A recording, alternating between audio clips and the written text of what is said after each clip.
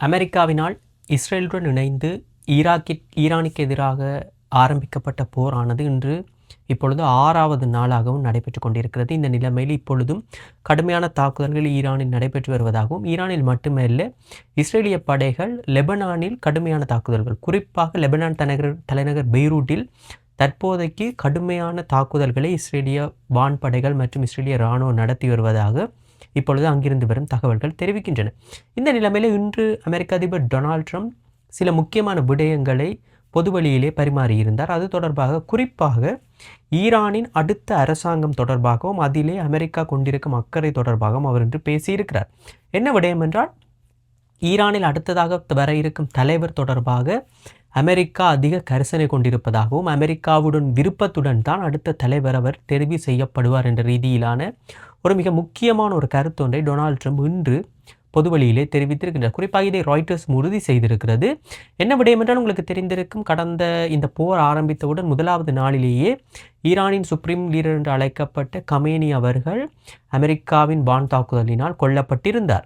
இதன் பின்னர் அடுத்ததாக ஈரானை யார் தலைமை தாங்குவது, ஈரானுடைய அரசாங்கம் கவிழுமா அல்லது அமெரிக்காவின் விருப்பப்படியே ஏதேனும் ஒரு ஆட்சி மாற்றம் ஒன்று நடைபெறும் என்பதுதான் ஒரு மிக முக்கியமான கேள்வியாக இருந்த நிலையில் தற்போது வரைக்கும் எந்த விதமான ஆட்சி மாற்றம் அல்லது ஆட்சி கவிழ்ப்புக்கான வாய்ப்புகள் நடைபெறவில்லை என்ற காரணத்தினாலும் இன்று அமெரிக்க அதிபர் டொனால்ட் ட்ரம்ப் இது தொடர்பான ஒரு கருத்தை சொல்லியிருக்கிறார். இந்த விடயம் என்னவென்றால், ஈரானின் அடுத்த தலைவராக தேர்ந்தெடுக்கப்படுபவர் தங்களுடைய விருப்பத்தின் பேரில் தான் அந்த தலைவர் தேர்வு நடைபெறும் என்ற ரீதியிலான ஒரு கருத்தை சொல்லியிருக்கிறார். குறிப்பாக அமெரிக்காவானது ஒவ்வொரு 5 வருடமும் சென்று தலைவரை மாற்றுவது அல்லது தலைவரை தேர்ந்தெடுப்பதற்கான முயற்சியில் ஈடுபடவில்லை என்றும், இந்த முறை தெரிவு செய்யப்படும் தலைவர் ஒருவர் மக்களுக்கானவராகவும் மக்களுக்கு நிரந்தரமாக ஒரு தீர்வை அல்லது மக்களுடைய வாழ்க்கைக்கேற்ற பொருத்தமான ஒரு தலைவராக இருக்க வேண்டும் என்ற ரீதியிலான ஒரு கருத்தை சொல்லியிருக்கிறார். இந்த நிலைமையில் ஈரானின் முன்னாள் அரசராக காணப்பட்ட, அதாவது 1979ஆம் ஆண்டு அந்த இஸ்லாமிய புரட்சிக்கு முன்னர் காணப்பட்ட அரசாங்கத்தின் அரசராக காணப்பட்டவரின் மகன் தற்பொழுது ஒரு அகதி தஞ்சம் கோரி அமெரிக்காவில் தான் இருக்கின்றார்.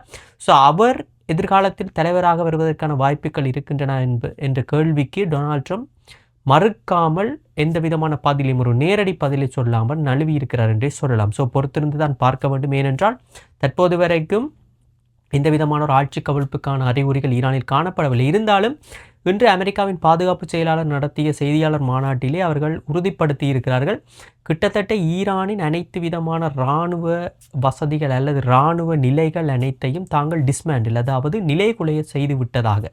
அமெரிக்கா மற்றும் இஸ்ரேலின் தாக்குதலினால் கிட்டத்தட்ட ஒரு நிலை குலைந்த நிலையில் தான் ஈரான் காணப்படுவதாக அமெரிக்காவின் பாதுகாப்பு செயலாளர் இன்று நடைபெற்ற செய்தியாளர் சந்திப்பிலே சொல்லியிருந்தார். ஸோ அப்படி இருக்கிற நிலைமையில தான் இப்போதைக்கும் தாக்குதல்கள் நடைபெற்று கொண்டிருக்கிற நிலைமையில் பிரான்ஸ் அதிபர் இமானுவேல் மேக்ரோன் ஒரு மிக முக்கியமான ஒரு வேண்டுகோள் ஒன்றை இஸ்ரேலுக்கு விடுத்திருக்கிறார். என்ன காரணம் என்றால், ஈரான் பக்கம் தாக்குதல் நடைபெற்று கொண்டிருக்கும் பொழுது இஸ்ரேலானது தன்னுடைய தாக்குதலை லெபனான் வரைக்கும் நீடித்துக் கொண்டிருக்கிறது. ஏனென்றால் உங்களுக்கு தெரிஞ்சிருக்கும், ஈரானின் உதவியுடன் அங்கே ஹெஸ்புல்லா என்ற ஒரு அமைப்பு லெபனானின் மையம் கொண்டு இயங்கி வருகிறது. அது பொதுவாக இஸ்ரேலுக்கு கடுமையான குடைச்சல்கள் மட்டுமில்லாமல் இஸ்ரேலுக்கு கடுமையான தாக்குதல்களையும் கடந்த காலங்களில் நடத்தி வந்திருந்தது. இந்த நிலைமையில் ஹெஸ்புல்லா அமைப்பை எப்படியாவது அழித்துவிட வேண்டும் என்பதில் இஸ்ரேல் அரசாங்கம், குறிப்பாக நெட்டனியாகு ஒரு மிக முக்கியமான ஒரு குறிக்கோளாகவே கொண்டிருக்கிறார். அந்த நிலைமையில தான் இந்த சந்தர்ப்பத்தை பயன்படுத்தி கொண்டு லெபனான் மீது கடுமையான தாக்குதல்களை இஸ்ரேல் நடத்தி கொண்டிருக்கிறது. அதைத்தான் ஏற்கனவே சொன்னதை போல தற்போதைக்கு பெய்ரூட்டில் கடுமையான தாக்குதல்கள் நடந்து கொண்டிருக்கின்றன.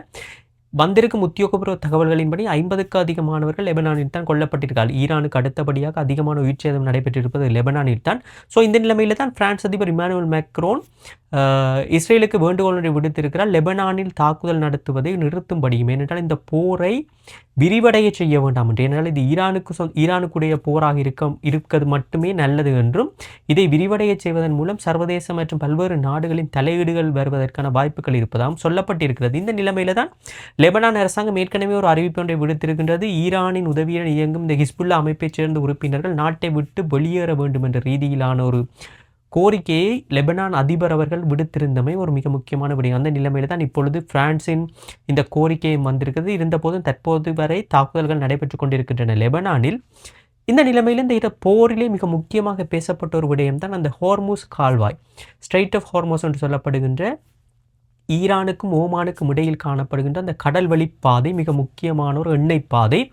உலகத்தின் எண்ணெய் தேவையில் 20% எண்ணெயானது இந்த பாதையினூடாகத்தான் பயணித்து கொண்டிருக்கின்றது. இந்த நிலைமையில் இதை ஈரான் கடந்த இந்த போர் ஆரம்பித்ததன் பின்னர் தன்னுடைய கட்டுப்பாட்டில் கொண்டு வந்து கிட்டத்தட்ட 300க்கும் அதிகமான எண்ணெய் கப்பல்கள், சவுதி அரேபியா, கட்டார், குவைத் போன்ற நாடுகளில் இருந்து கொண்டு வரப்படுகின்ற எண்ணெய் கப்பல்கள் 300க்கு அதிகமான கப்பல்களை தடுத்து நிறுத்தி வைத்திருப்பது மட்டுமல்லாமல் அந்த பாதை வழியாக நகர முற்படும் கப்பல்கள் மீது தாக்குதல்களையும் நடத்தியிருக்கிறது. சவுதி அரேபியாவுக்கு சொந்தமான ஒரு கப்பல் மீது தாக்குதல் நடத்தப்பட்டிருந்தது நீங்கள் அறிஞ்ச விஷயம்தான்.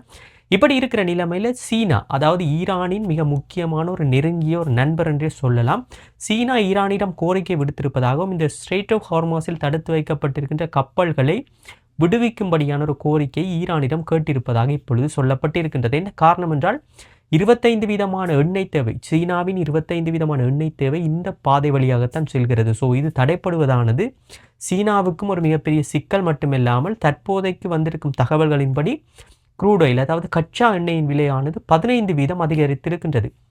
இது பல்வேறு நாடுகளின் பொருளாதாரத்தை வெவ்வேறு விதமாக பாதிக்கக்கூடிய வாய்ப்புகள் இருக்கின்றது.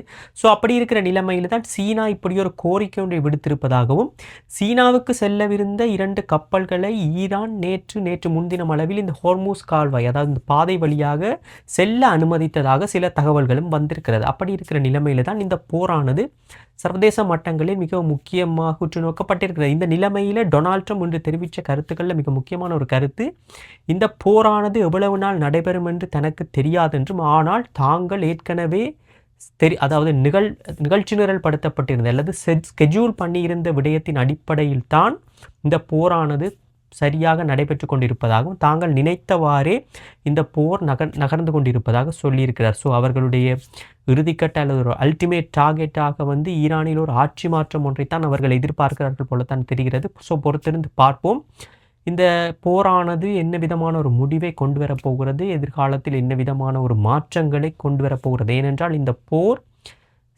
ஈரான், இஸ்ரேல், அமெரிக்கா மற்றும் தொடர்புபட்டதல்ல, இது சர்வதேச உலகத்தில் அனைத்து நாடுகளும் ஏதோ ஒரு விதத்தில் சம்பந்தப்பட்டிருக்கிறது. ஏனென்றால் இந்த எண்ணெய் உற்பத்தி, எண்ணெய் ஏற்றுமதி, எண்ணெயின் ஷிப்மெண்ட் ஆகியன இதில் தங்கியிருப்பதன் காரணமாக சர்வதேச நாடுகளும் இந்த போர் தொடர்பாக மிகவும் உன்னிப்பாக கவனித்துக் கொண்டிருக்கின்றன. ஸோ பொறுத்திருந்து பார்ப்போம் இந்த போர் நாளை மறுதினங்களில் என்ன விதமான ஒரு மாற்றத்தை கொண்டு வரப்போகிறது என்று.